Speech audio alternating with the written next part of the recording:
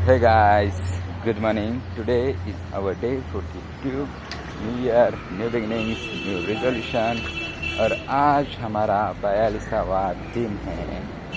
तो दोस्तों, आज भी मैं आया हूँ जाम्बोरी मैदान और आज हम बात करेंगे मेंटल हेल्थ के बारे में, मेंटल हेल्थ कंडीशंस और मेंटल वर्ड के बारे में जो स्टिग्मा है उसके बारे में।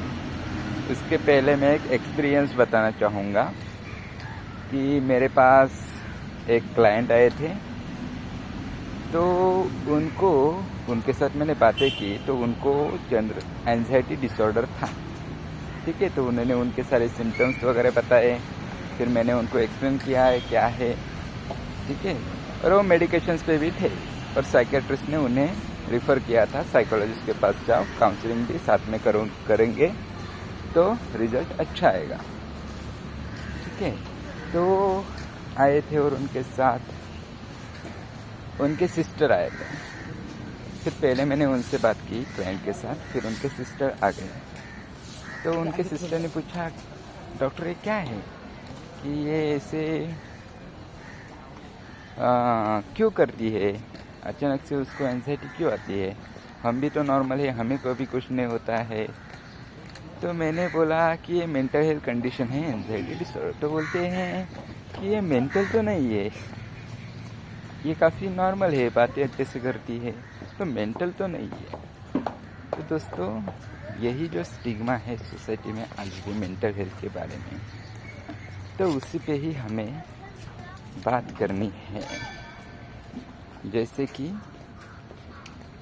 साइकेट्रिस्ट के पास वो गए थे, साइकेट्रिस्ट ने रिफ़र किया, साइकोलॉजिस्ट के पास जाओ, काउंसलिंग करो। काउंसलिंग और मेडिसिन दोनों अच्छे से रिज़ल्ट देते हैं, जो कि बात काफ़ी सही है।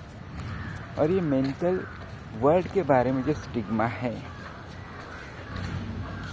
तो जैसे कि और उनका जो क्वेश्चन था कि ऐसे इसको ही क्यों हुआ, अब तक तो ठीक थे 2 महीने पहले तक, फिर 2 महीने से क्या हुआ, तो ऐसे हो गया।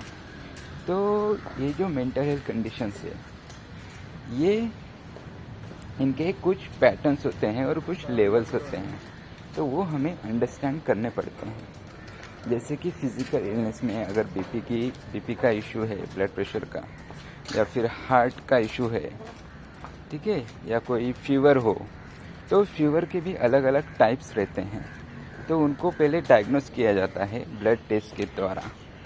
ठीक है, वैसे ही साइकोलॉजी में भी कुछ साइकोलॉजिकल टेस्ट होते हैं।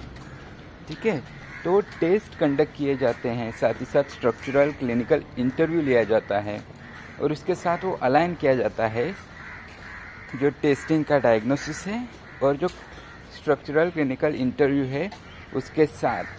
फिर ये प्रोसेस ऐसी स्टेप बाय स्टेप जाती है। पहले हम उसके रूट को अंडरस्टैंड करते हैं और फिर उसके साथ ही साथ हम उस पर वर्क करते हैं, गोल सेट करते हैं और इंटरवेंशन करते हैं।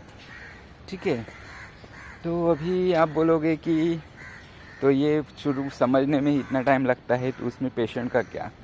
एक्चुअली पेशेंट की जो हीलिंग होती है वो जब वो साइकोलॉजिस्ट के पास आता है तब से ही शुरू होती है, क्योंकि जब भी वो जो अपनी मन की बातें जो बताते हैं, उनके माइंड में क्या चल रहा है, तभी उनकी प्रॉब्लम सॉल्व होने में थोड़ा थोड़ा शुरू होता है।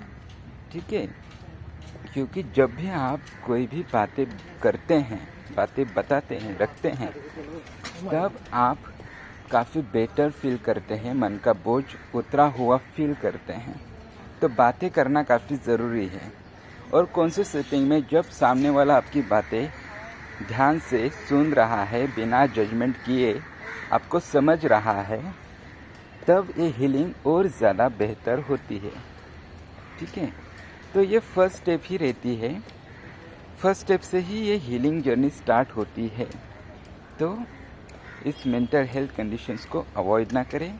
इस स्टिग्मा की वजह से मेंटल आजकल एक गाली जैसा हो चुका है, क्योंकि आपने सुना ही होगा क्या मेंटल है क्या, ऐसे वैसे लोग बोलते हैं, जिसकी वजह से मेंटल वर्ड का एक स्टिग्मा बन चुका है। पर हमें खुद के लिए स्टेप उठाने हैं, खुद को इस सफ़र से बाहर निकालने के लिए हमें अगर ज़रूरत पड़े तो प्रोफेशनल्स की हेल्प लेनी है, ठीक है। तो आज के लिए इतना है, बाकी हम कल डिस्कस करेंगे इसके बारे में और। Thank you so much, bye bye, take care, have a great day.